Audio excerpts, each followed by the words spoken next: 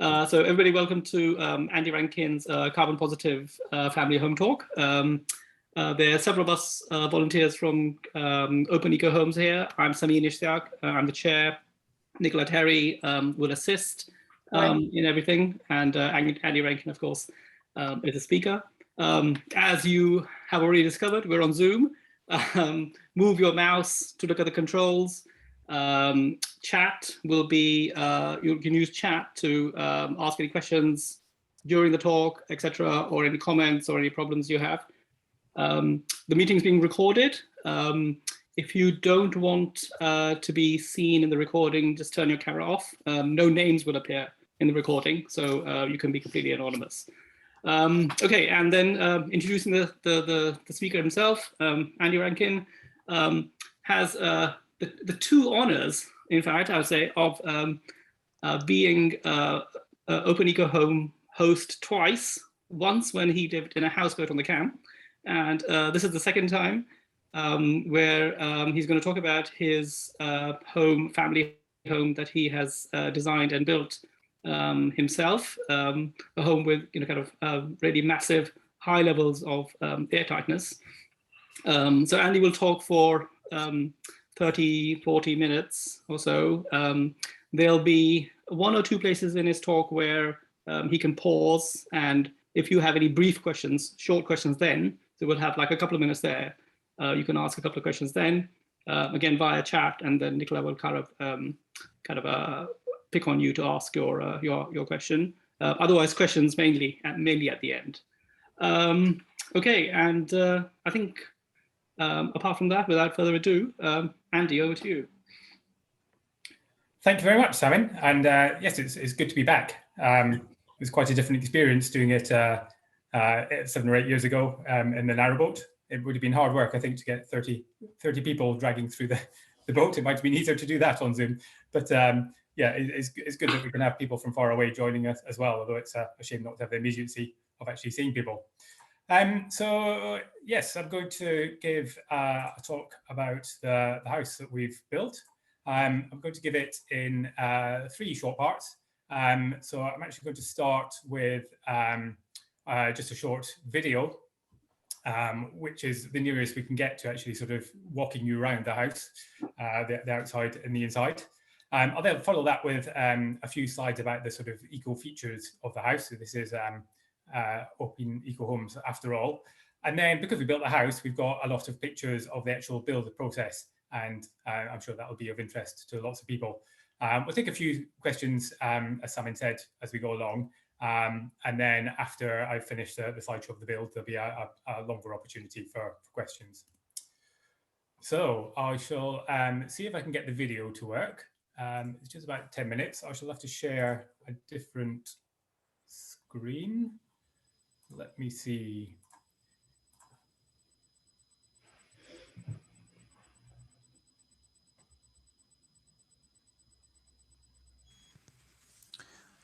So this is our street. As you can see, there's nothing terribly unusual about it. Very typical semi-detached houses built in the 1950s, the sort of buildings that you would see in many estates around Cambridge. But if you walk down to the end of the close, just at the far end, there's something just slightly different just coming into view there. That's the house that we built over the last couple of years. Just zooming in on it now. Let's go a bit closer. It's built of very lightweight wood and insulation panels, and then clad in larch. We were very lucky to find the plot. The last house in the street had an unusually large garden. It seemed that when they got to the end of the street, they just gave it all the remaining land. And the house was bought by a developer who split off a parcel of land, got planning permission for it, ultimately decided not to build a house there, but sold it on to us with the planning permission in place. We then put in new planning permission for something that we thought was a bit more interesting. The house is clad in larch. A lot of this wood we actually pulled off a Welsh hillside. Here's a shot of it now, belonging to friends of us. A lot of fallen wood that had naturally fallen, we dragged off the hill, and we hired a man with a wood miser to come and cut it up for us.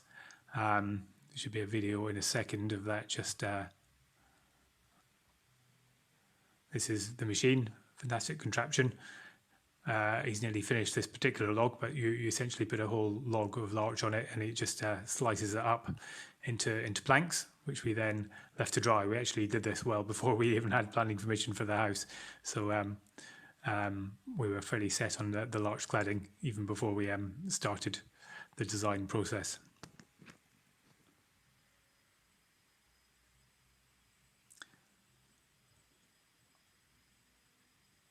As you can see, the top level of the house is offset towards the road, and on the other side it's again offset, but instead of giving us an overhang on that side, it gives us a pergola that overlooks the churchyard that lies to the southeast of us.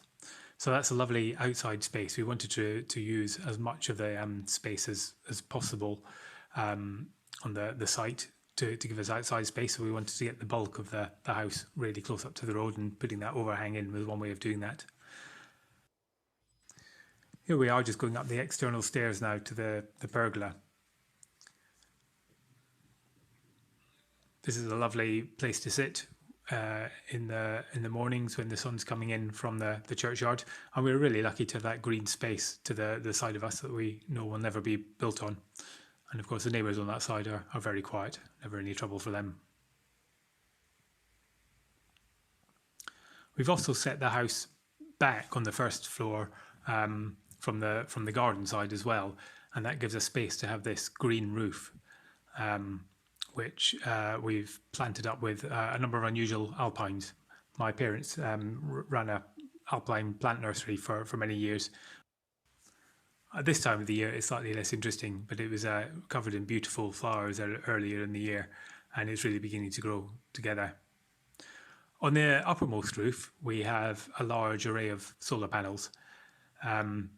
Many of you may know that my day job is running a company selling solar panels, and we always have ends of lines, ones that have little scratches on them and so on. So I took all the dregs from the warehouse and put them up on the roof, aiming to get as many as we could on. So we've gone for sort of east-west orientation, and as many panels as we could squeeze on there. Heading inside now, and this is the upstairs lounge, which overlooks the green roof and the balcony there. This is a lovely room in the summer with the large opening sliding windows, giving us a sort of inside out space. And here we're walking along the upstairs landing, just looking down at the stairs that we built. We had a couple of constraints in the angle that we had to approach the stairs and the angle we had to come off, and quite a narrow, a short distance between the two, which we solved by having this interesting S-shaped arrangement, which was quite a lot of fun to build. We'll show you some pictures of that later. There's 2 bedrooms upstairs, 2 downstairs.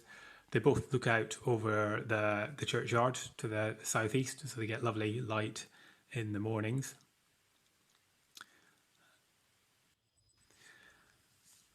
This is the kids' bedroom now, which again looks out over the churchyard. It's a good big space.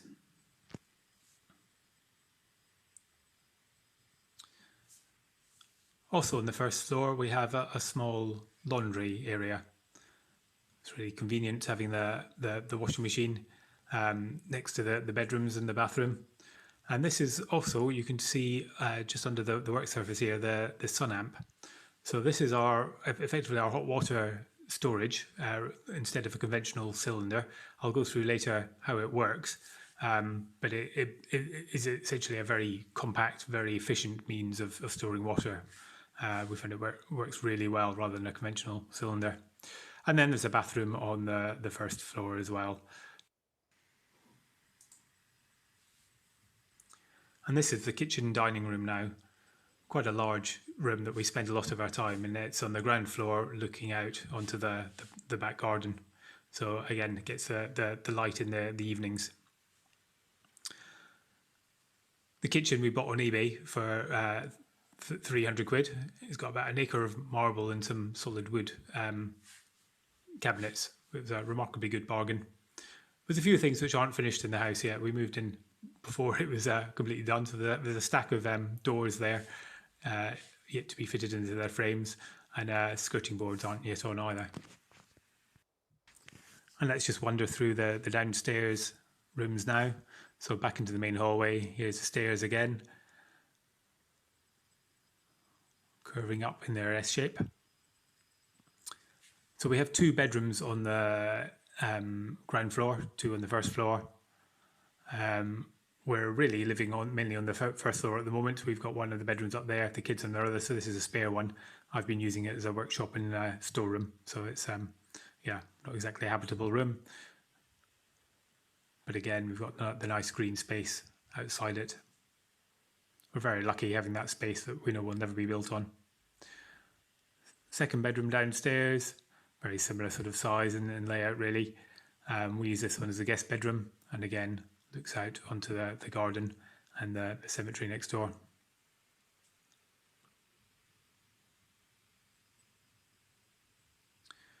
There's a second bathroom and shower room downstairs.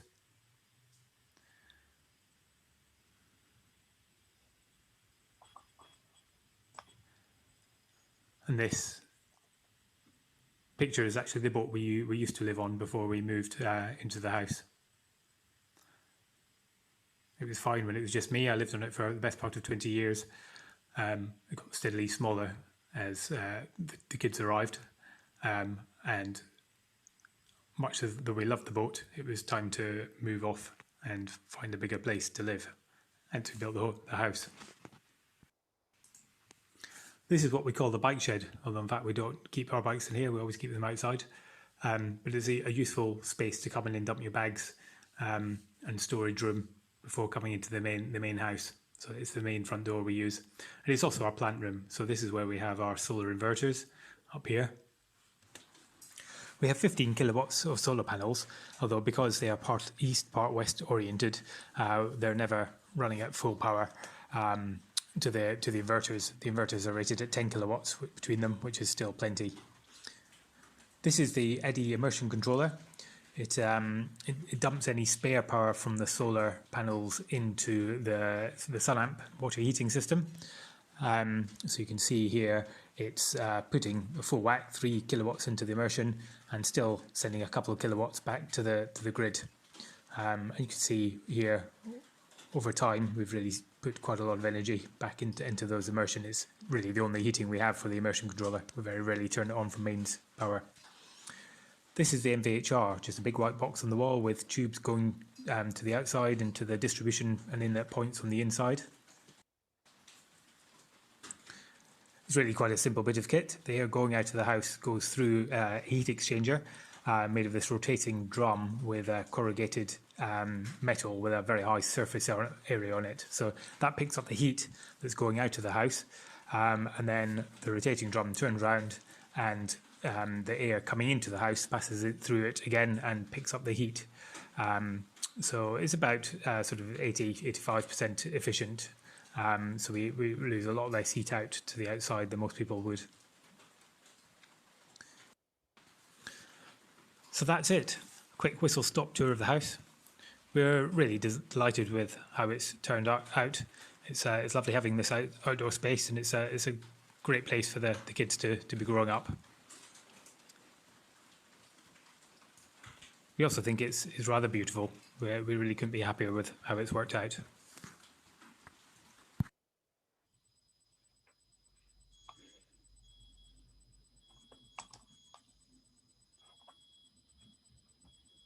Andy, you're muted.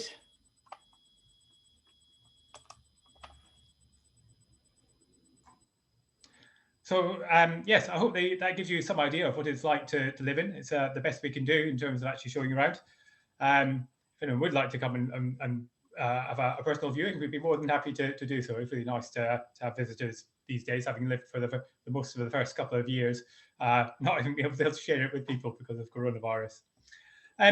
This is meant to be Open Eco Homes, so I'm going to move on now to a few slides of the sort of eco features of the house, because we have tried to do what we can to make it as efficient as possible and also generate what power we can from the PV array.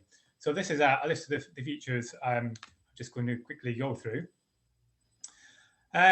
First thing to do, we were very lucky being able to start from scratch and get the fabric of the house really as good as we possibly could. And certainly if you're ever in the situation of building a house yourself, I would recommend that that's really the first thing you look at. Make the fabric as good as you can, because it's really very hard to upgrade that later. But we didn't want to lose too much space. One problem with well-insulated walls, if you have a concrete block, good lump of insulation, and then bricks on the outside, is that actually that's really quite thick. And you can actually lose a lot of floor area that way. We wanted to get as much internal house as we could. So the solution we went for was 6 structural insulated panels. As you can see from this shot here of the pile of them ready to be put up, they're essentially a board of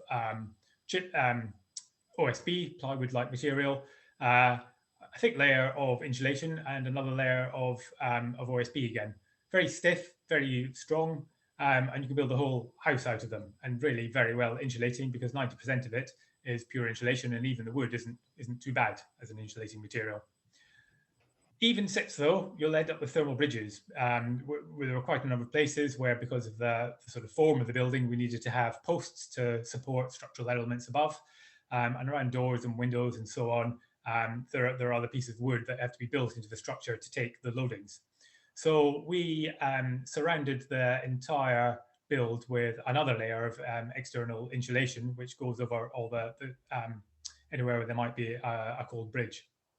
And of course, the walls aren't everything. So you need to make sure that your floors and your roof are well insulated too. So we have a concrete raft foundation. There's some shots of that later. That means you can put insulation right underneath the foundation. That's very hard to do with sort of trench fill. The roof as well is a flat roof. We would just be able to put some good thick insulation on the top of that as well. So really the whole building is surrounded entirely by a cocoon of very warm material. Once you've got good walls, floors and roof, your next biggest source of heat loss is going to be through your doors and your windows. We aim to go for triple glazing throughout. Unfortunately, one of the suppliers messed up rather, and we were left with a choice at short notice of taking some double glazing in the big rooms at the back, or having to wait a couple of months. We compromised and went for the double glazing there. So that's not quite ideal, but they're still pretty good U values. So yeah, well, we tried to do what we can.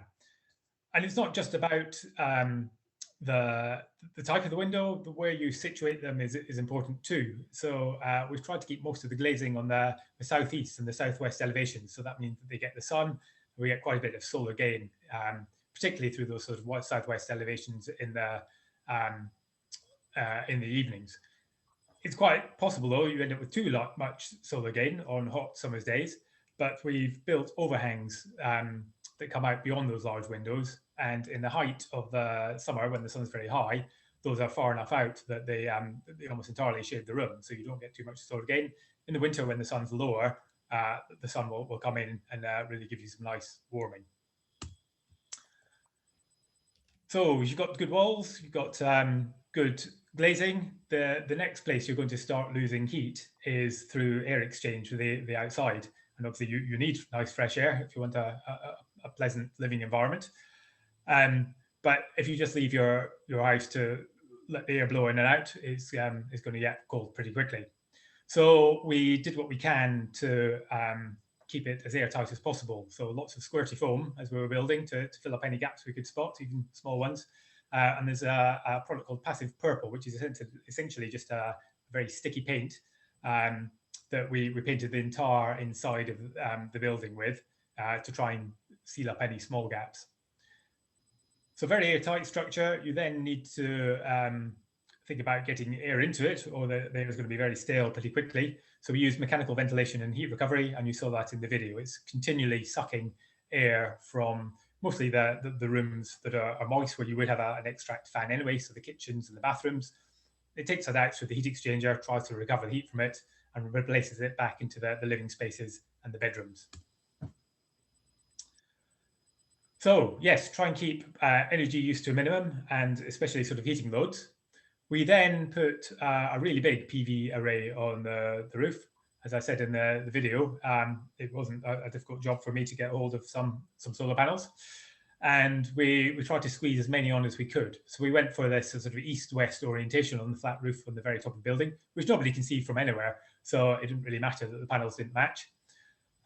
We also put some on the east elevation, which is sort of up against the neighbour's wall. I didn't actually show that in the video. It's not an ideal location, facing due east, and there's an apple tree not too far away, so they get shaded as well. But in fact, it really wasn't much more expensive than the large cladding that we'd had to buy in when we'd run through the Welsh cladding. So it didn't cost us much extra to put anything on to put the panels on there. We then try and use that power as well as we can. So in the middle of summer, we have considerably more than we'd actually be using in the house at any one time during the day. So we use that initially into the immersion heater to give us our hot water. Many people will, I'm sure, be familiar with immersion diverters.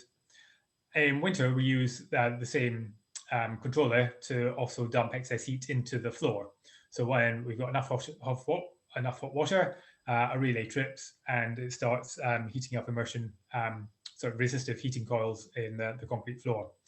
And we are planning to fit a battery soon as well. So that will help. Again, energy that we have in excess in the summer days will go into the battery, and then we'll be able to use it overnight. The sun amp I showed briefly in the video. This is a box, not so big actually. As I say, a big box there. It's not all that big. It fits under a work surface, and it has a substance that melts at around 55 degrees, which is handily the temperature you'd like your hot water to come out. So it stores a lot more energy than a conventional cylinder. If you sort of remember back to your school chemistry and physics, as you melt a substance, you get all that latent heat of fusion. And essentially, it will stay at 55 degrees while that turns from a block of liquid to a block of solid.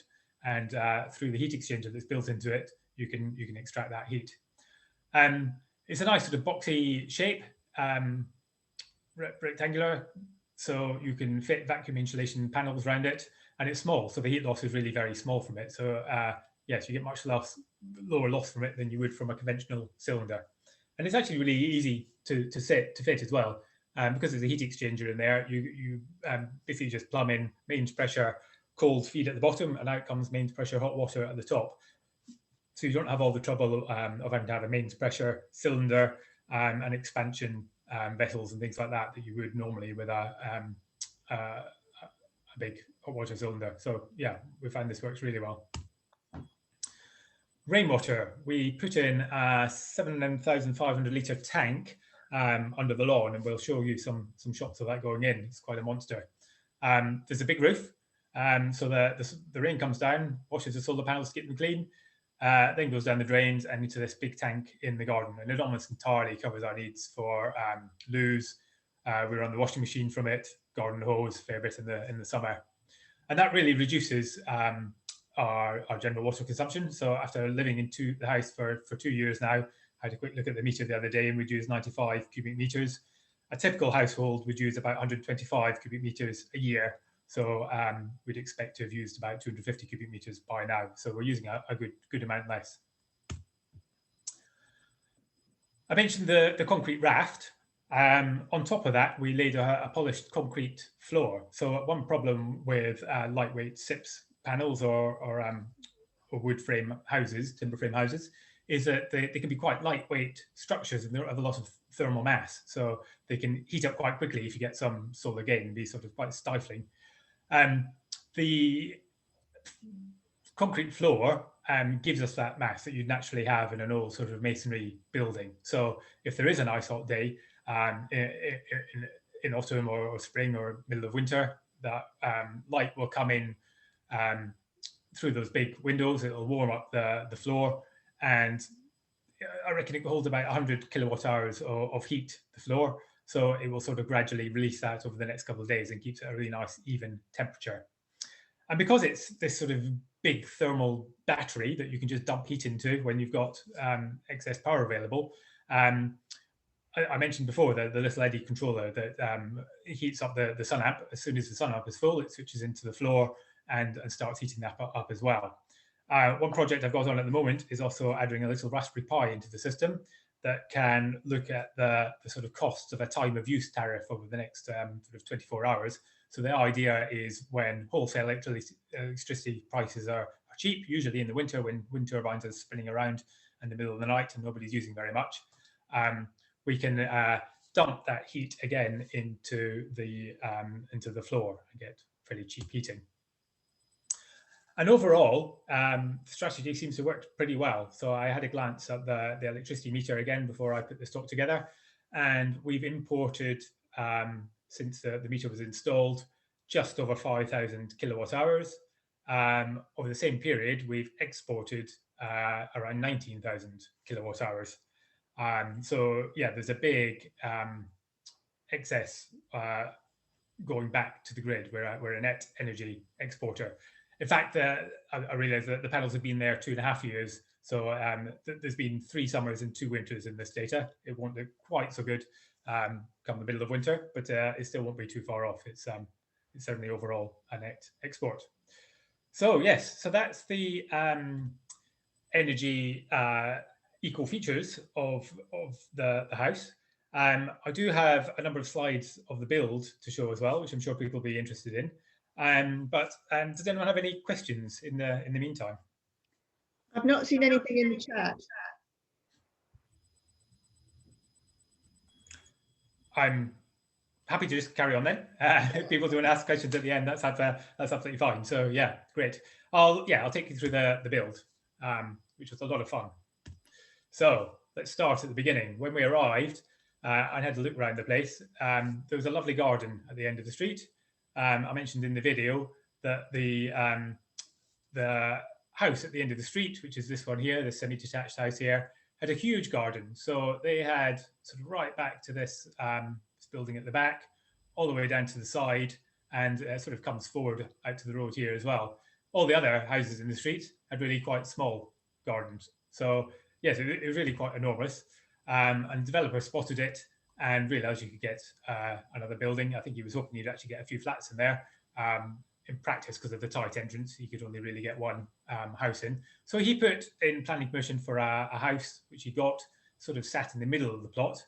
We wanted to try and get the bulk of the building really as close as we could to the entrance, because that would give us this really nice large garden at the back here. It also gives us this upstairs space on the green roof, which is here, and the pergola here, which face out onto the churchyard. So it really maximizes the amount of open space we have.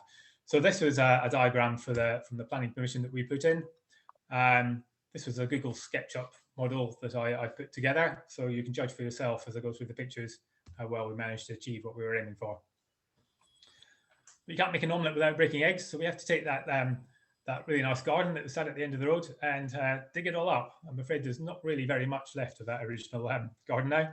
There's one nice tree at the back. So here I am in a digger. Really lots of fun driving around in a digger, digging a big hole. And with the slab foundation, we were essentially just making rather than a trench foundation where you would sort of dig trenches and fill them with concrete, we just needed a big, flat, open space. You'll probably see these two characters in quite a few of the pictures coming up. I was terrible at taking photos, so I took very few, but my wife and the kids would come down and inspect the building regularly. So here they are, checking on things and making sure that I'm driving the digger properly. This was us getting the rainwater harvesting tank in. So we need the digger. While we had it there, we dug this big hole in the back. It would have been a nightmare trying to get that down the side and do it later. So yeah, it was one of the first things we did, even before the foundations went in. So yes, dug this very large hole and then lowered everyone in. This is our friend Ben going caving in the tank as soon as we got it in. Then the foundations. So I mentioned that we insulated underneath the foundations. We basically took large blocks of polystyrene insulation, cut them into sort of L shapes around the side, And the form of the foundation is sort of this beam arrangement where you've got sort of beams coming across the ways and longitudinally and around the perimeter as well. So we essentially just sort of made a form that the concrete would sit in. With the raft foundation as well, it needs to be a very strong structure. So that requires a lot of metal reinforcement. So we spent a few weeks tying that all together, becoming a rod buster, technical term. And then it was concreting day. So we had 4 concrete mixers in quick succession, and a whole gang of friends who came along to help. We really should have hired a concrete pump. I would highly recommend that if anyone comes along. It was really far too much to try and do with wheelbarrows. And there's the building inspectors making sure we're doing it correctly again. We then left the concrete for a couple of weeks to harden, and then the building arrived. So we got 2 lorry loads of components arriving. The first essentially had all the ground floor, and then a couple of weeks later, the first floor arrived. So we had all the 6 panels cut to size according to the plans we'd given the supplier. Got them all off the lorry, tried to find places where they could be stacked all the way around. And then it was just a question of starting to bolt everything together. So a sort of sole plate goes down on top of a damp-proof course, and then you get the first 2 6 panels, start at a corner so you can lean them against each other, join them together, and then you just work out from there. That's another load of insulation arriving in the bottom one. So here we are. Again, I had a good gang of people helping me with this, mostly friends and family. There was quite a lot of woodwork still to be done, sort of around the doors, anywhere there was a sort of structural element going above, where we had to put support. So there's quite a lot of sort of cutting timber, making it size. We also did actually at this point move 1 or 2 of the windows, so ductile planning, but they're not quite exactly where we specified they would be. This is the front of the building. We gave ourselves the challenge of a little curvy bit at the front, which was made from a couple of straight bits. Lots of squirty foam, as you can see, to fill in all the gaps, even at this point, starting to think about the airtightness. There are actually lots of fixings in there as well to hold it together. It's not just held together by squirty foam, but the squirty foam is doing a very good job of keeping it airtight. And then we've got some beams starting to form the overhang at the front. Here we are stopping for a quick break in the rain against a pile of joists. It was really nice to see details that were on the drawing start to come to life. So this was a detail where we had to put some braces in to take the weight of the sort of overhanging roof at the back of the building, where what we didn't want was the foundation coming right out. That would have given us a thermal bridge to the outside again. So this was to sort of take the loading of that roof back to the foundation, which is underneath here. So it was really nice to see it come together. Roof beginning to go on, and these are all the timbers. It's all made of wood, but you wouldn't really recognise much of a bit of tree in there. Engineered timber these days, you essentially render the tree down to matchsticks and then stick it up all back together again into highly engineered timber, but it is very efficient in terms of what you use. And this is the first floor starting to go on. That's actually my mum wielding the hammer up there. We really did bring in everyone we could to help. And there it is going around the corner. Here's from the other side. And here you can see the layer of external insulation starting to go on as well. So that's where we can sort of cover any thermal bridges that do remain in this next sort of 100 millimeters of foam insulation. This is looking from the back. We're now down into the middle of the winters, so the inspectors are well togged up when they're coming to check on us. And this was a really nice moment, getting the glazing into the top.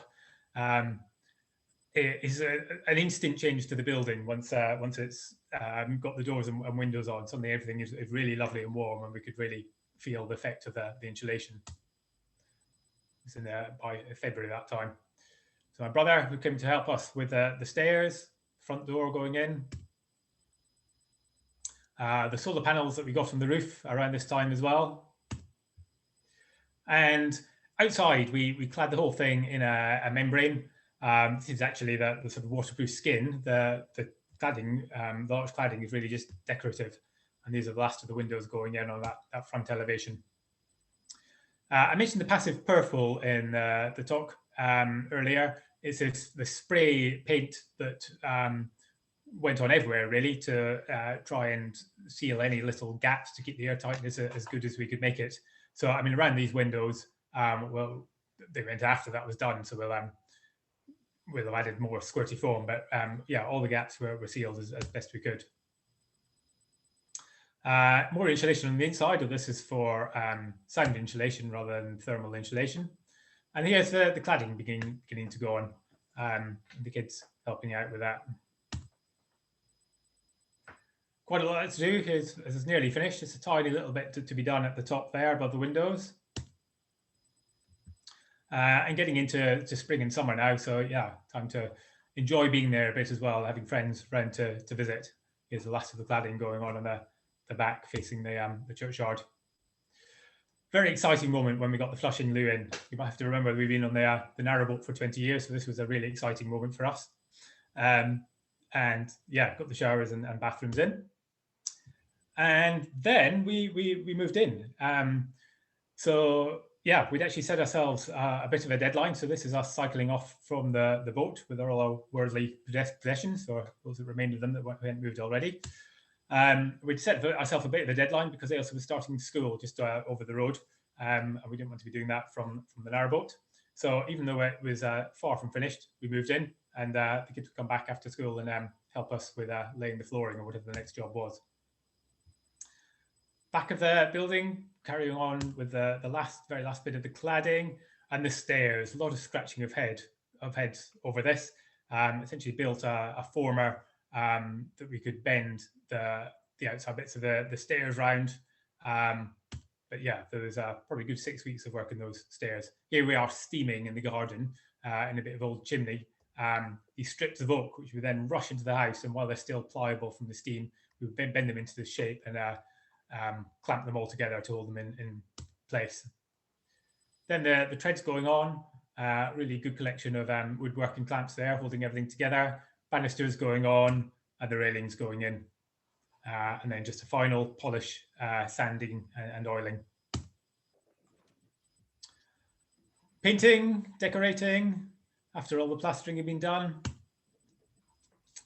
And then it was back to working in the garden again. So building sites do end up a complete tip, and certainly ours was no exception. So yeah, that nice garden that we'd had at the beginning, there really was nothing left except this this tree at the back. So starting to make it look nice again. We digging out the front drive here, smashing rocks to put down hardcore. In the back, sorry, the front. Yes, here goes the concrete down on the drive. And this is now, of course, the time of coronavirus. Do people remember the rainbows we had early on? So yeah, this is the first lockdown we're into now, finishing off jobs after coming back from school. In the back, starting to grow things.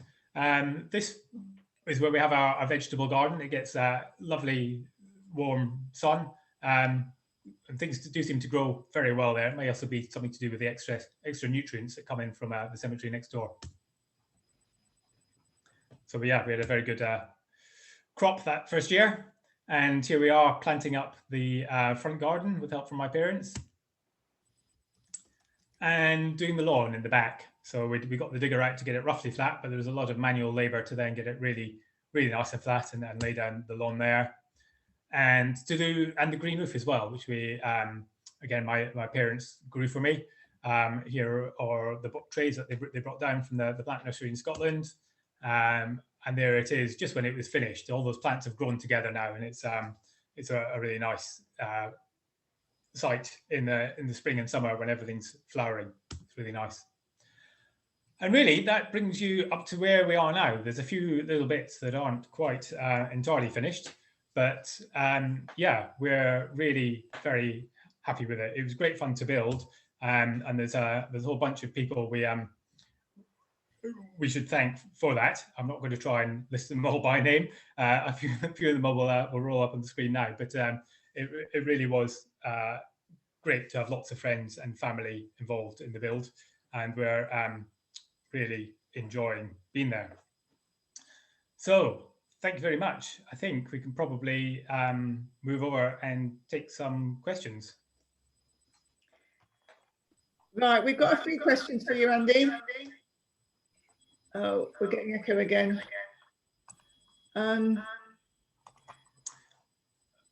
If I stop my sharing, that may help. Let me just put that in a second. Okay, well, if I speak now, is it okay? Yeah, it's fine for me. Yes, question. Anne Miller has a couple of questions, but relating to space heating mainly. Anne? Andy, I've ventured that you chose not to use a heat pump, but chose to use direct electric instead. Okay, you've got some storage in the effective storage in the sun amp and in the concrete floor. And I just wanted, it'd be interested if you could talk a bit more about the, what was behind that decision and the pros and cons of that and how it's working out. Yeah, I mean, so the idea is that the needs of the building are really so low that 90% of our heating is actually sort of coming from just living there and cooking and having humans in the building. So yeah, the needs are really very low, and also most of those needs we can get by diverting excess PV power, because we've got that huge array, into the resistive heating in the floor. One thing I would probably do differently, though, is as well as putting those hot coils on the floor, I think I should probably have put some tubing down as well, so that we could run water through, because that would have allowed us to add a heat pump in the future. So I wouldn't. I mean, that would be too hard to retrofit, although we could still have a heat pump running conventional radiators, which would still be perfectly possible, or even air to air and coming in through the sort of MVHR. So I would totally rule out doing that, and certainly for most people, I would recommend heat pumps as being the most appropriate means of heating. I think it's really because we've managed to get that energy demand, the heating demand, down so low that we can get away with sort of direct electric heating. But yes, certainly heat pumps are a good idea. Okay, thanks, Andy. Actually, while we're on the subject of heating, can you just confirm the underfloor heating is the resistive underfloor is the only heating you have, isn't it? There is a small heater built into the MVHR. I think it's about 1 kilowatt. It's really very small. And that is on sometimes during the winter, again, to, just to sort of top things up. But again, much of that will come from the solar, although it's not so controllable. So, I mean, I try and use as much as we can direct from the PV through the dump into the floor. In the very coldest days, we do turn on that heater in the MVHR as well. Yeah. Okay, and then somebody called Graham. Graham, would you like to ask your question?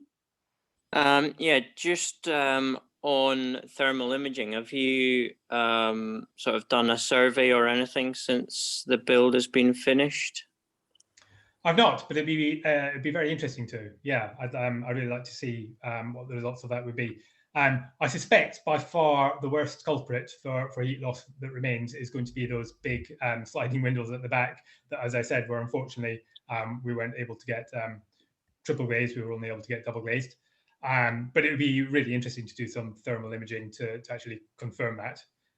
We are just ordering curtains, so that should make a difference to those as well over the next winter. And somebody called Zaev. Could you ask your question? You'll have to unmute. Hi. Hi. Can you hear me? Yes. Hi. Lovely house. Thanks for showing it to us. First is, did you have an architect involved in stage? I was very lucky in that my father-in-law used to run an architectural practice in London for many years. He stopped practicing quite a number of years ago, so he wasn't up to speed with sort of modern building regs or planning requirements. But we also had two other, a very good family friend and in fact, a neighbour who lived on the river were both architects. So I sort of had an architectural committee who I would go to for advice, and then I would take what they said and play around with the CAD program until I had something I thought was right. So it was, yes, it was very much a combined effort. I drew up the plans and the building, sorry, the planning application, but it was certainly with an awful lot of hand-holding along the process. If I may, another question is in regards to the sun amp. Does it actually work with air source or any other heat pumps? Yes. There are versions of the sun amp which do work. I mentioned the temperature of the phase change is 55 degrees, which is quite high temperature for a heat pump. So you need to get, there are particular manufacturers who will do manufacturers that work at that, models that will work at that temperature and still give you a reasonably good coefficient of performance. And Sun Power are actually talking about bringing out a version with a lower temperature material, which would work even better, although you'd have to accept that your water isn't quite so hot. So yes, they do work quite well with heat pumps as well. Thank you. I don't think there's any other questions lined up, but I have one. Am I allowed? Yes, absolutely. Your solar panels on the roof, they seem awfully close to horizontal. Was that because you had to for planning, or is that actually optimal for you? Because they're sort of east-west oriented, I mean, essentially the amount of power you get is determined by how much of the roof you can cover with solar panels. And it wouldn't actually make much difference if you had a slightly steeper angle, in which case you could get slightly more panels on the roof. But actually, by the time you get around to sort of right down to east and west orientation, the optimal orientation is quite low. It's not like south where you want to be up about sort of 30 degrees or so. It will flatten off as you come around to the east and the west. But we really weren't trying to optimize the output from each particular panel. We were just trying to maximize the output from the roof as a whole.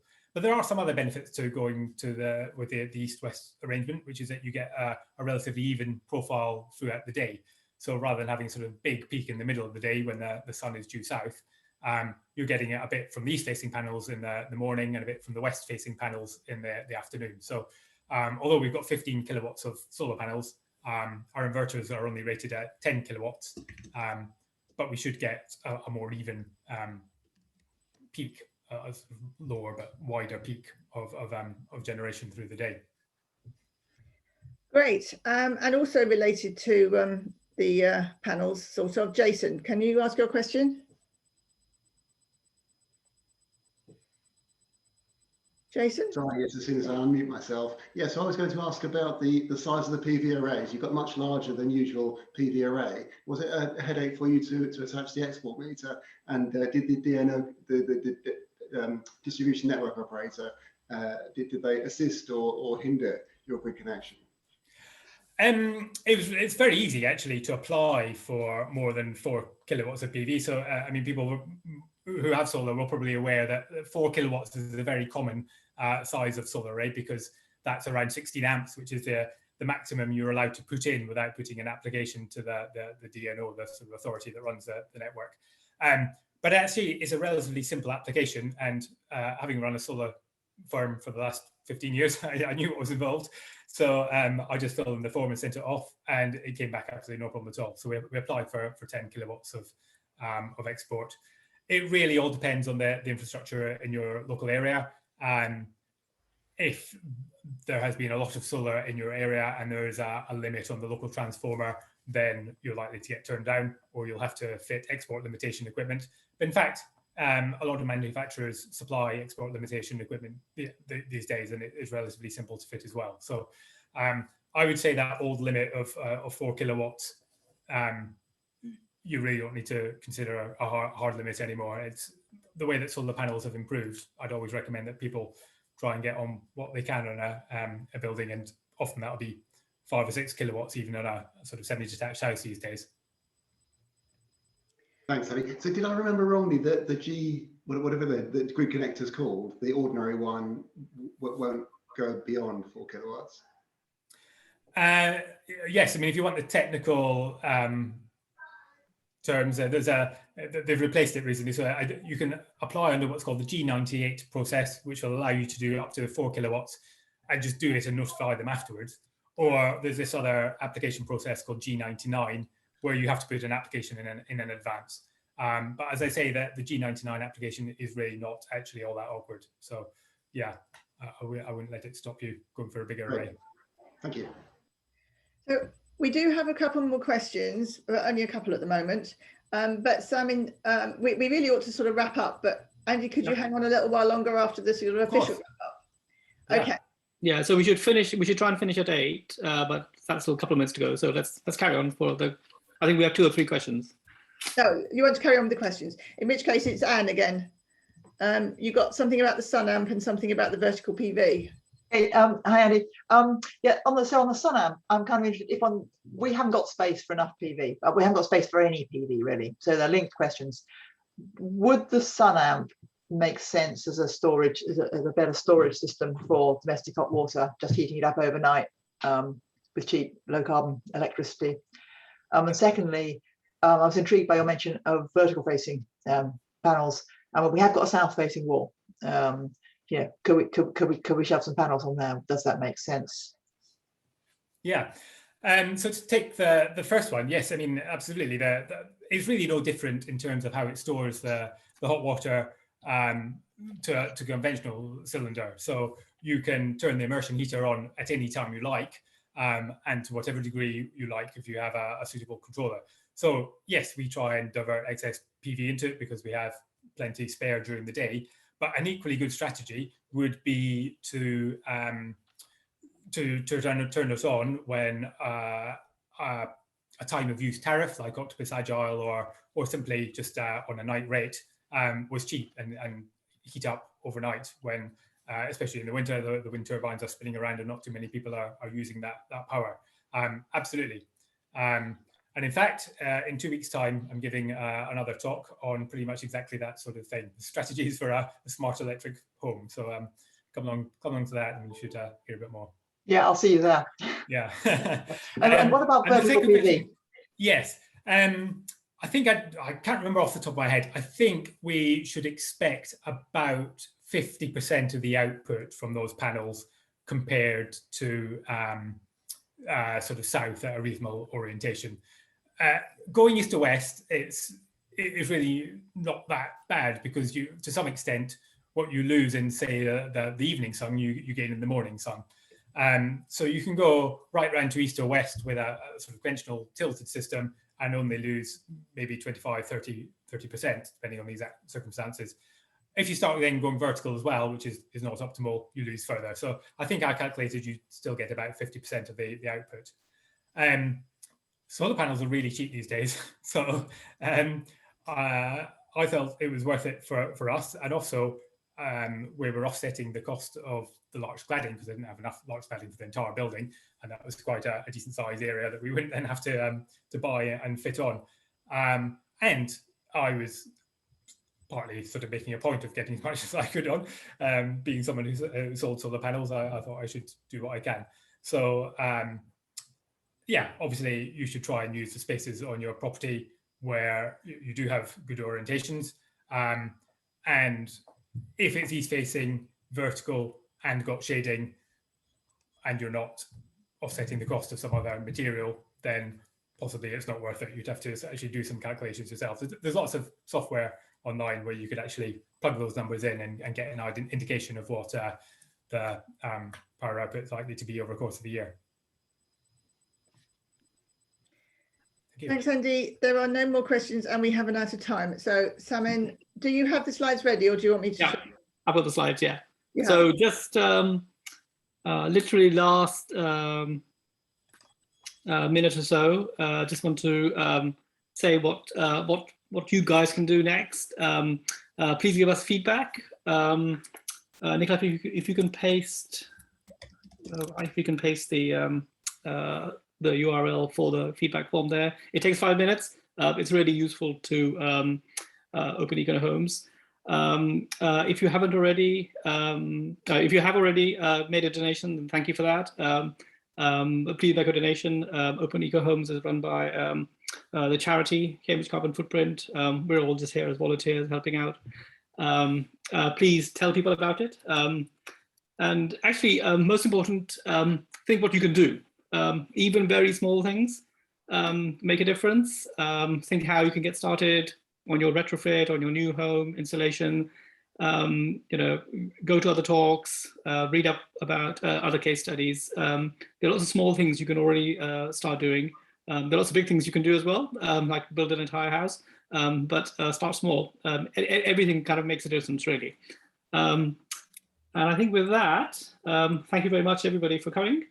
Thank you, Andy. I really enjoyed the talk. It's very informative to see, so much your involvement so much into the whole project itself. And thank you, everybody. And we'll finish now. Thanks.